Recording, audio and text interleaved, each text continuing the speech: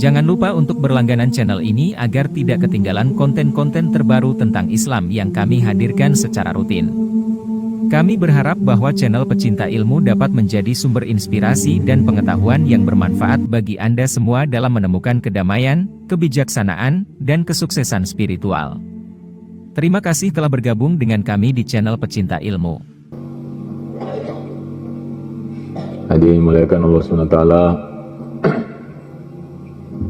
pertama kali kewajiban bagi manusia adalah mengenal Tuhannya, mengenal Allah Subhanahu wa Ta'ala.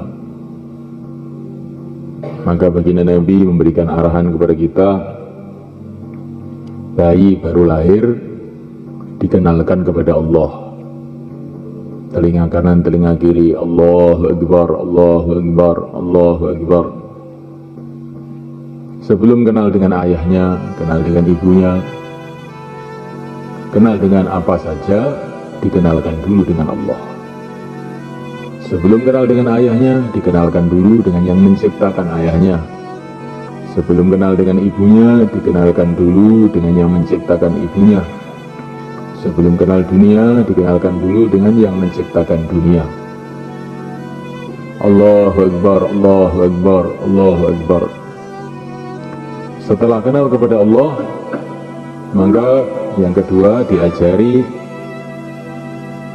agar dia punya sikap yang disembah hanya Allah, yang ditundui hanya Allah, yang dituhankan hanya Allah.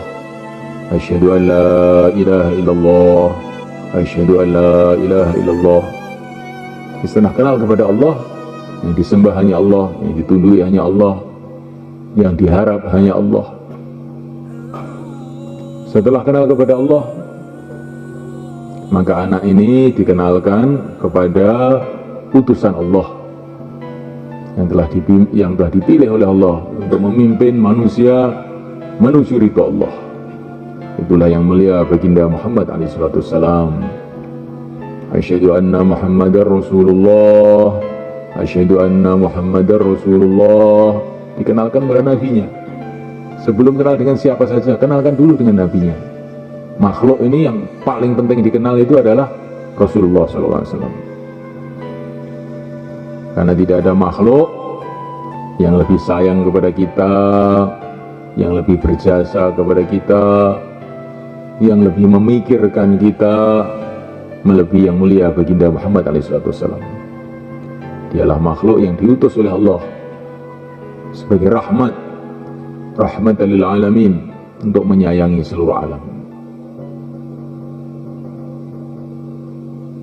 Ayah kita sayang dengan kita, ibu kita sayang sama kita. Tetapi Rasulullah SAW lebih lagi sayang pada kita. An-Nabiyyu aula bil mu'minina min anfusihim. Di antara maknanya ayat ini, Nabi itu lebih sayang kepada kamu melebihi diri kamu sendiri. Melebihi diri kamu, sayang pada diri kamu sendiri. Maka perintah Nabi, arahan Nabi harus lebih kamu dahulukan daripada pikiran kamu sendiri. Karena Nabi itu lebih sayang kepada kamu daripada kamu sendiri. Nah, kalau orang itu lebih sayang, lebih cerdas, lebih pintar, lebih tahu, melebihi kita, maka semestinya kita ini harus tinggalkan pikiran kita, tinggalkan kemauan kita demi taat kepada orang tadi. Benar kan? Orang kampung datang kepada dokter, kasih obat kecil-kecil gitu, rasanya pahit, harganya mahal, sudah pahit mahal lagi, harus diminum pagi sekali, siang sekali, terus bayar. Setelah bayar, ditusuk jarum pantatnya, jebret. Nah, tapi orang sakit tadi, terima kasih Pak Dokter. Kenapa? Karena dia melihat bahwa dokter ini tidak akan mencelakakan dia. Dokter ini ilmunya banyak, sudah sekolah 10 tahun, memikirkan kesehatan orang. Maka dia tidak menentang. Yes, mau saja, pahit, bayarnya mahal, ya. Disakiti lagi, ditusuk jarum pantatnya, dia malah terima kasih Pak Dokter. Begitu juga manusia kepada yang mulia baginda Muhammad SAW. Kalau dokter ini cuma sekolah di fakultas kedokteran, kalau Nabi itu sekolahnya itu di Sidratul Muntaha, di atas langit ketujuh sana. Gurunya siapa? Gurunya pencipta alam semesta. Pembimbingnya siapa? Pembimbingnya adalah malaikat Jibril alaihissalam. Maka apa yang dikatakan oleh Nabi diterima. Walaupun hati kita ini nggak enak, terima saja. Insya Allah mulai kan? Maka dikenalkan kepada Allah, mempelajari sikap yang benar, tunduk kepada Allah, dikenalkan kepada pimpinan kehidupan ini yang mulia baginda Muhammad alaihissalam. Dialah pimpinan yang harus kita tiru dalam kehidupan ini. Dia pula pimpinan yang kita tiru dalam kematian. Maka Nabi itu wafat. Kenapa? Biar kita ini kalau wafat itu niru Nabi gitu. Kalau Nabi tidak wafat, nanti kita kalau mati niru siapa? Hidupnya niru Nabi, matinya juga niru Nabi. Insya Allah mulai kan? Bagaimana? Ini kalau hidupnya Nabi panjang ceritanya. Kalau wafatnya Nabi, maka Nabi itu wafat dalam keadaan rindu kepada negeri akhirat. Allahumma rafiqal a'la, ya Allah susulkan aku dengan teman-temanku yang mulia di surga. Nabi itu wafat dalam keadaan membentuk jamaah 3.000 orang mau dikirim ke negeri Rom. Beliau ini wafat dalam keadaan masih mendakwakan sholat, as-sholah, as-sholah. Beliau ini wafat dalam keadaan pesen supaya menjaga akhlak kepada orang-orang lemah, budak-budak hamba sahaya. Wa ma malakat aimanukum. Ini wafatnya Rasulullah SAW. Wafat dalam keadaan pengeluaran jamaah, wafat dalam keadaan mendakwakan sholat, mendakwakan akhlak, wafat dalam keadaan rindu akhirat. Kita sudah ada rencana mati bagaimana? Tidak ada belum? Tidak ada belum? Wafat taskilannya sudah banyak. Beliau wafat sudah menyiapkan 100.000 orang untuk meneruskan perjuangan beliau. Nah, taskilan kamu sudah berapa? Kalau bisa jangan mati-mati kalau taskilannya belum banyak. Insya Allah mulai kan? Tapi mati itu nggak bisa ditawar. Ini saya belum dapat taskilan, masa mati saya. Kita ini ingin wafat seperti Rasulullah SAW. Wafat, taskilannya udah banyak. Wafat, masjidnya sudah hidup 24 jam. Masjidnya adanya baru maghrib tok, itu kok mau mati gimana kamu? Insya Allah mulai kan? Kalau jamaah-jamaah hari-hari keluar, masjidnya sudah hidup, taskilannya banyak, dah mati aja sudah, untuk apa hidup? Ini semalakan Allah Ta'ala, kita harus punya cita-cita semalakan.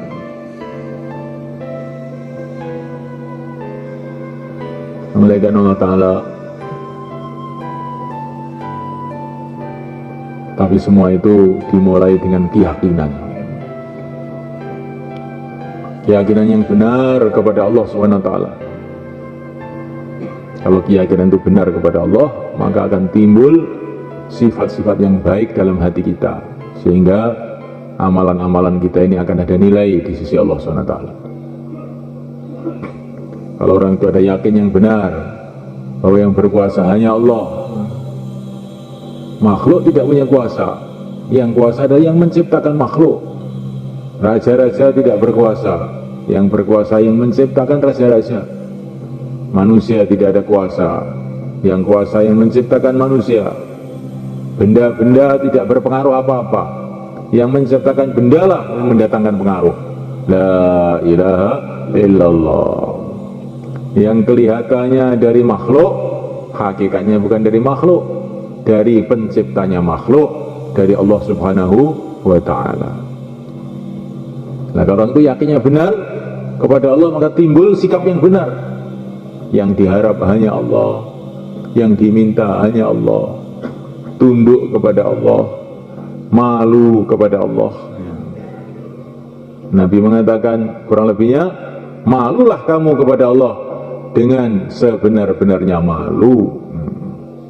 Maka para sahabat mengatakan, kami ini juga malu kok ya Rasulullah. Oh, bukan begitu itu. Kalau orang betul-betul malu, jagalah kepala dengan segala isinya. Apa isinya kepala itu? Otaknya dijaga. Jangan mikir yang buruk, mikir yang baik-baik, mikir mengenai tanda-tanda keagungan Allah, mikir mengenai akhirat, mikir mengenai umat. Isinya apa lagi mah kepala itu? Mata. Jangan sampai ngaji ngantuk. Maksud jaga mata. Kalau orang ngaji ngantuk, namanya tidak punya malu kepada Allah, atau malunya sedikit. Ketika dikatakan tidak ada malu itu juga, orang iman itu mesti ada malunya kepada Allah. Malunya sedikit. Keisinya kepala lagi apa? Telinga. Telinganya jangan mendengar perkara yang buruk.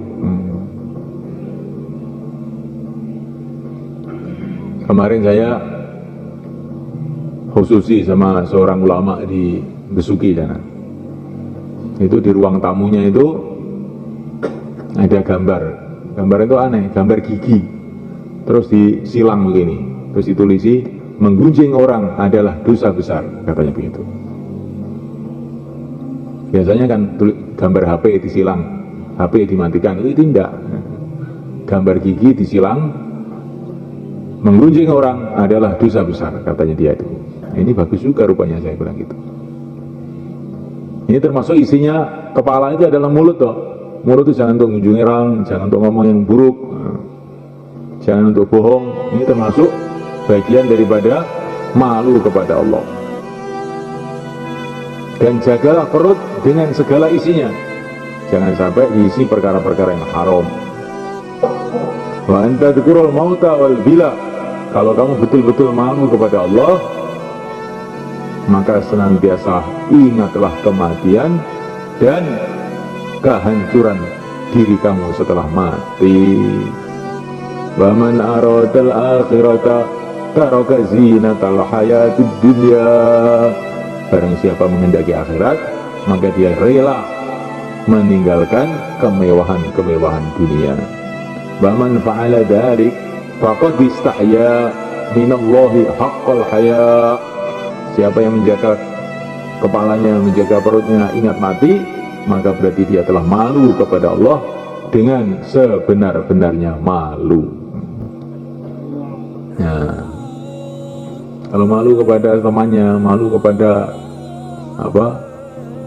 keluarganya, itu sudah biasa. Itu memang orang ya itu juga bagus juga. Malu sama orang itu juga bagus juga. Al-haya'u khairun kulluh, kata Nabi. Malu itu punya baik.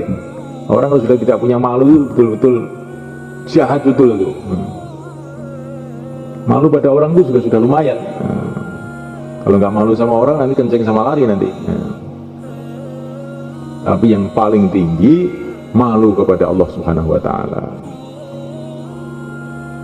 Kalau yakin itu benar, orang ada malu kepada Allah, tunduk kepada Allah, baik sangka kepada Allah, ridha dengan seluruh keputusan Allah, sabar dengan semua takdir-takdir Allah. Nah, Allah itu maha bijak. Sudah, kamu ditakdir apa saja ya, rela, ridha, sabar. Ini semuanya sumbernya dari keyakinan yang benar. Kalau keyakinan ini benar, nah, orang itu jadi sikap hidupnya itu jadi benar. Kalau keyakinan tidak benar, maka dia ini senantiasa mengeluh.